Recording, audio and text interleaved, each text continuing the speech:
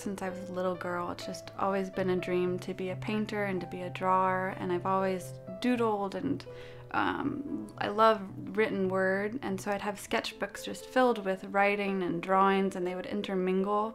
So I've always used words to play with, and the work that I'm doing now has developed because I was given a typewriter as a gift, and so I started doing writings on the typewriter, and I'm not a very gifted writer, so I started making drawings with the letters on the typewriter. And so that's kind of just snowballed into incorporating text into my professional work.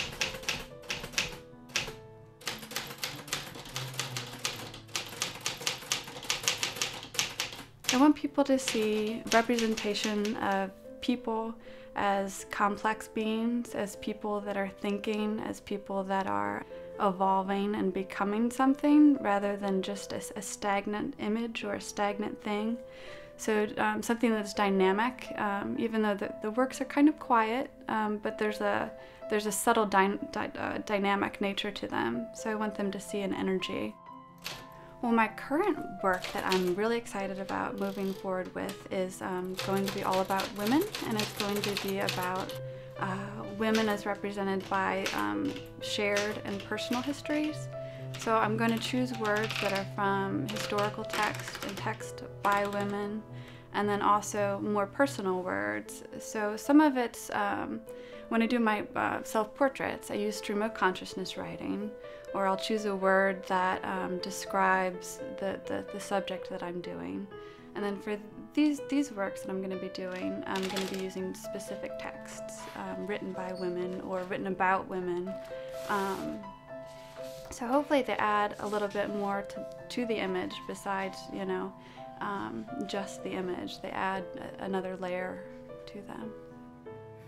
Being an artist is definitely like a constant evolution. It's a constant excitement and a constant challenge. I think, you know, the biggest thing is that I feel so blessed and so lucky that I can spend my time, you know, creating things and making things and thinking about things.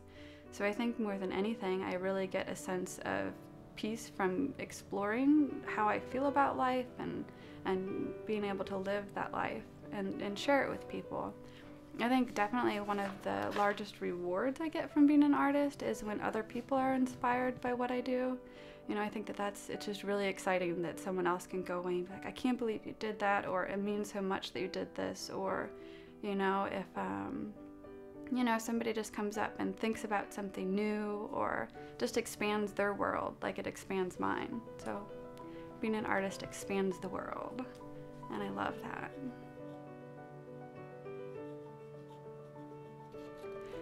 I think I definitely look for images of people that are contemplative, images that are, you know, definitely portray people as more thinking beings rather, and especially for the women that I choose. You know, I think women in art are so often portrayed as kind of more sexual subjects or more something just to look at.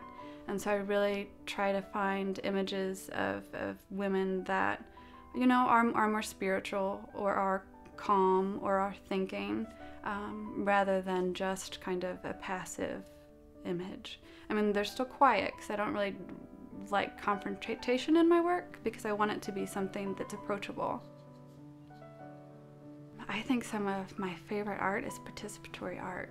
I think that there's art for everyone. I think that there's different types of art, and I think there's room for all of it. Life would be so boring without art. Because art, you know, it's an expression of where our culture is. You know, it's an expression of the liberty that people have.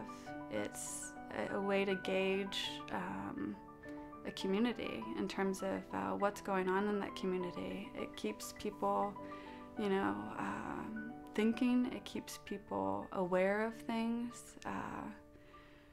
Why do we not need art?